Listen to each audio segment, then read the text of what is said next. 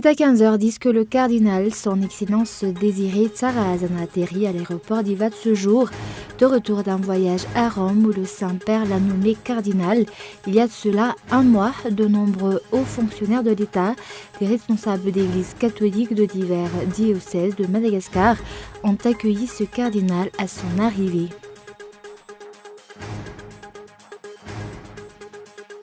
Les responsables concernés dans la vente du CEG à Nalamaïns tentent tous de se défiler par rapport à leur implication dans cette affaire.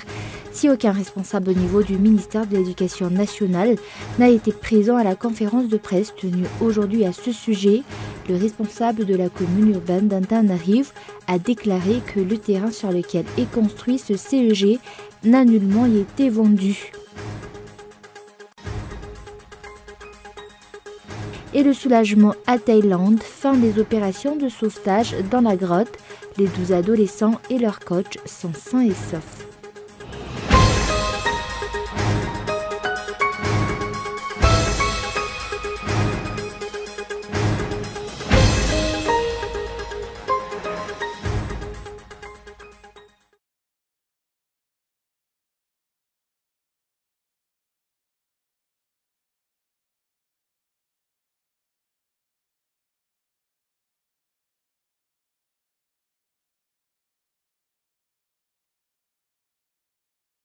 Bonsoir à tous et bienvenue dans cette nouvelle édition du journal en version française sur Cool TV.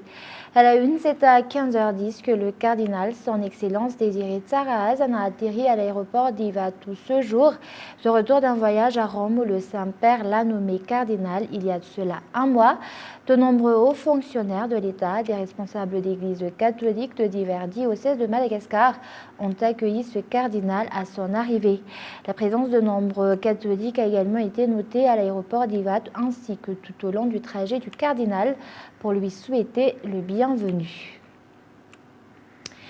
Et suite aux jets de bombes lacrymogènes et aux altercations qui se sont produites hier entre les étudiants de l'École supérieure polytechnique de Woudvourne, des acteurs du secteur de l'éducation et des défenseurs du droit de l'homme se sont exprimés sur ce sujet. D'après ces derniers, les agents des forces de l'ordre ne doivent pas être utilisés comme moyen de pression. Reportage de Mian Tarangianev.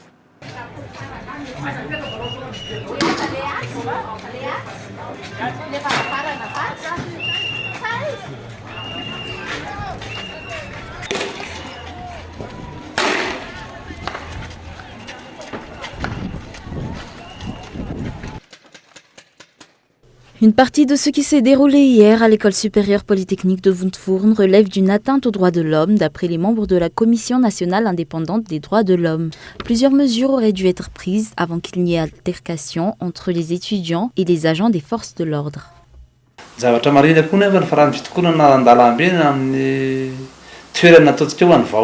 Ce qu'il faut savoir, c'est qu'il est possible de faire une manifestation sans accord, même sur une place publique et sans autorisation du préfet. C'est à ce dernier de venir en personne pour mettre un terme à la manifestation. Il doit faire 3 sommations avant que les agents des forces de l'ordre n'entrent en scène.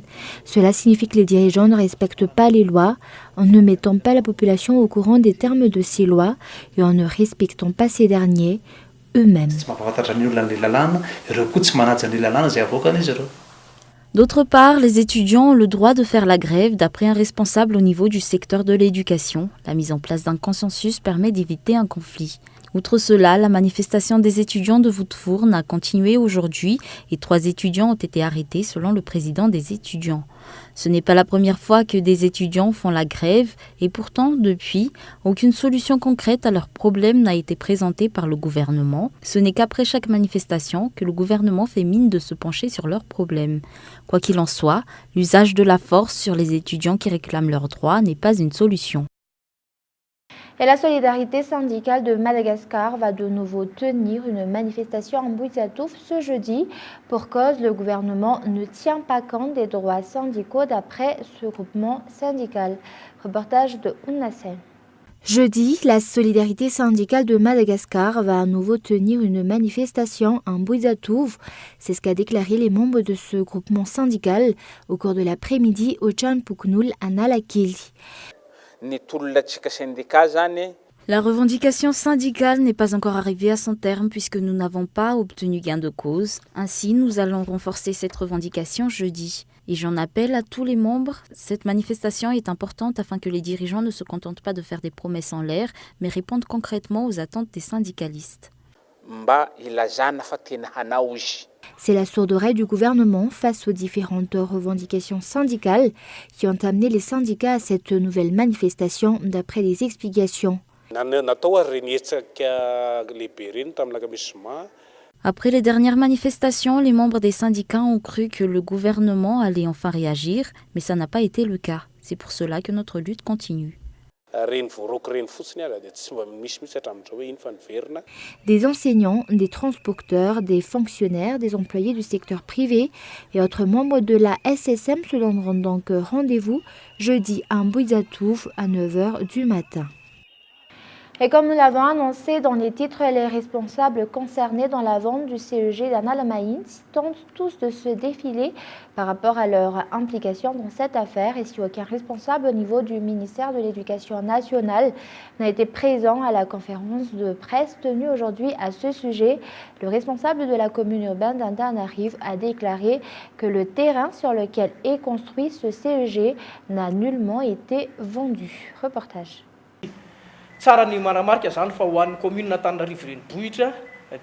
La commune urbaine d'Antananarivo n'a pas vendu le terrain où se trouve le CEG d'Anna Lamaïns, mais ce terrain appartient à un particulier. Ce dernier en possède les titres et actuellement cette personne réclame que ce terrain lui soit rendu.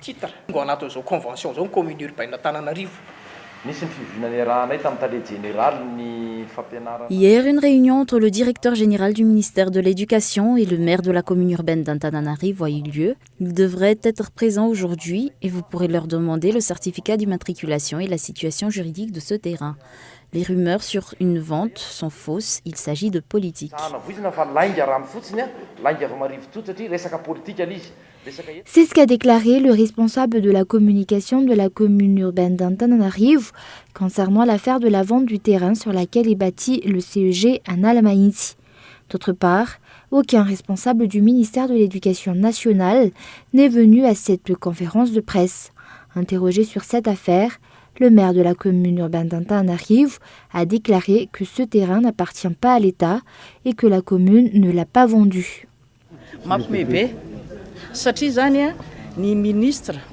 Quelqu'un est allé voir le nouveau ministre de l'Éducation nationale pour lui dire que le terrain où se trouve actuellement le CEG d'Anna Lamaïns appartient à un particulier. Ce dernier a donc pris l'initiative de demander un terrain appartenant à la commune afin de construire un nouveau CEG pendant la période des vacances pour que les élèves de ce collège soient transférés dans ce nouvel établissement à la rentrée. Je tiens donc à souligner que ce terrain appartient déjà à un particulier mais n'a pas été vendu comme le prétendent certains.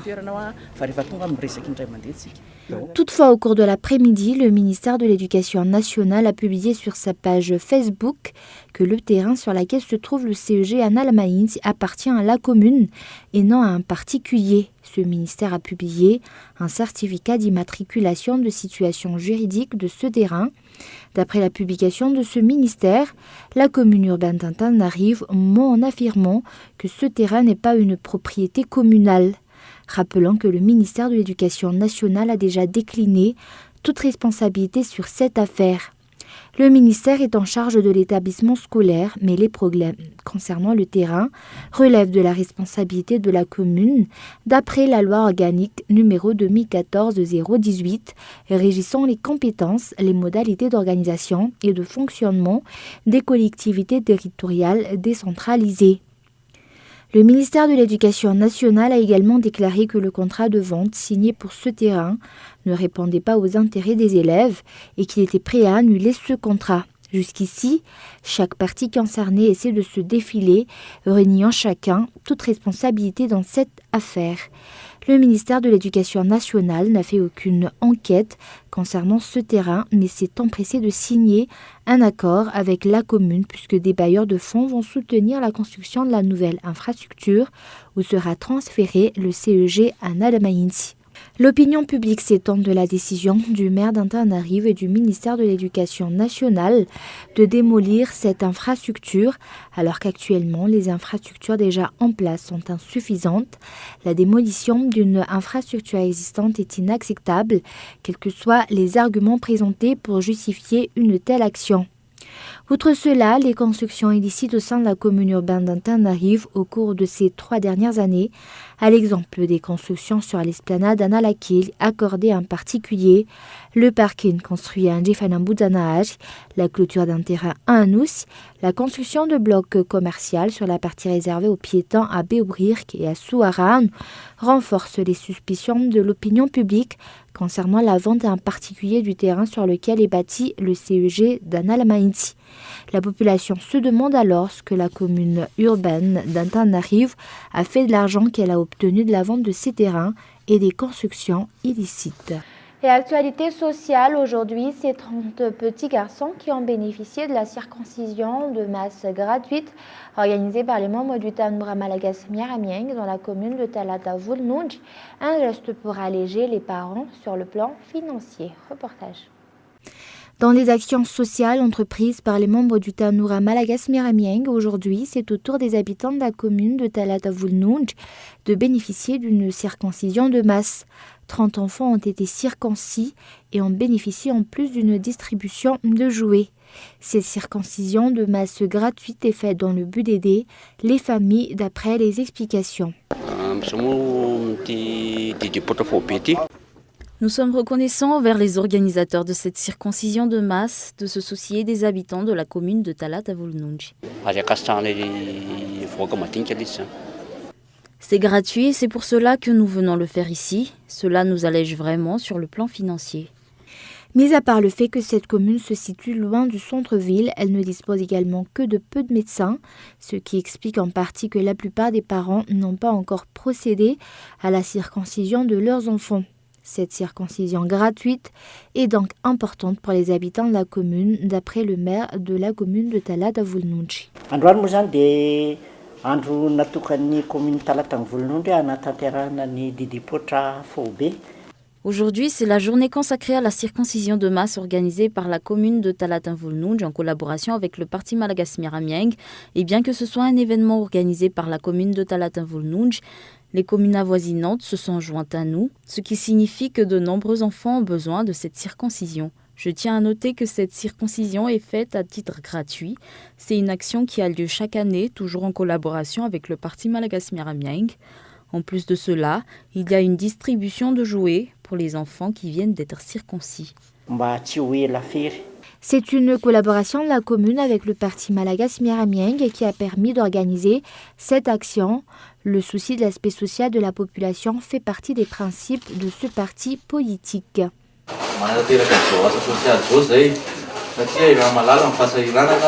Nous avons organisé cette action sociale parce que nous savons que la circoncision revêt une place importante dans la culture malgache et nous connaissons les difficultés financières à laquelle une bonne partie de la population doit faire face actuellement, ainsi que les difficultés liées au déplacement pour pouvoir faire une circoncision. C'est pour cela qu'aujourd'hui, le parti Malagas Miaramieng vient vers vous. Il s'agit d'une circoncision à l'américaine, donc l'enfant, après sa circoncision, pourra directement mettre un pantalon. En plus des actions réalisées aujourd'hui et celles déjà réalisées auparavant, les membres du Tanura Malagas Miaramieng préparent encore de nombreuses actions sociales. Demain, ce sera au tour de la commune de Massenjay de bénéficier de la circoncision de masse organisée. Et place maintenant aux actualités internationales. Le soulagement à Thaïlande, fin des opérations de sauvetage dans la grotte. Les 12 adolescents et leur coach sont sains et saufs. Reportage de France 24. Des vélos et des chaussures. C'est ce qui a mis les secouristes sur la piste des 12 adolescents et de leur entraîneur disparus le 23 juin. Ce jour-là, après l'entraînement, l'équipe s'aventure dans une grotte. Mais nous sommes en pleine mousson. Pendant qu'ils explorent la cavité, la grotte est inondée. Impossible de faire demi-tour. Les footballeurs sont pris au piège. Au même moment, une mère s'inquiète de ne pas voir revenir son fils et prévient les secours. Des recherches sont rapidement lancées. Mais dans la grotte, l'eau monte d'heure en heure. Des dizaines de plongeurs sont mobilisés dans les jours qui viennent. Des experts internationaux viennent prêter main forte aux experts thaïlandais. Alors que les plongeurs avancent difficilement dans l'eau boueuse, des pompes sont mises en place pour faire baisser le niveau d'eau de la grotte. Le 2 juillet, alors que l'espoir s'amenuise, miracle, les 12 adolescents sont finalement retrouvés avec leur entraîneur par des plongeurs britanniques.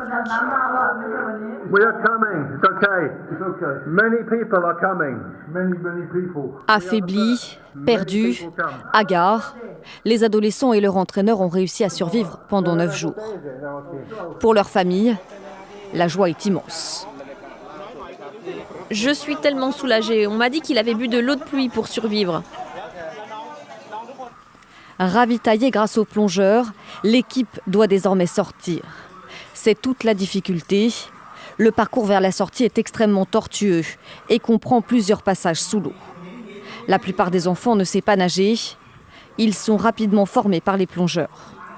Le 8 juillet, malgré les risques, les autorités estiment que l'évacuation peut commencer. Escortés par des plongeurs d'élite, 4 premiers enfants s'extirpent de la grotte plus rapidement que prévu. 2 jours plus tard, l'équipe est enfin au complet, dehors. Et heure de vérité pour la France, les Bleus sont en train de jouer ce soir pour un ticket en finale. Ils affrontent les Diables Rouges et à Saint-Pétersbourg, 3000 Français sont restés soutenir les Bleus. Reportage de France 24. Devant l'imposant musée de l'Ermitage à Saint-Pétersbourg, les traditionnelles calèches côtoient désormais les supporters.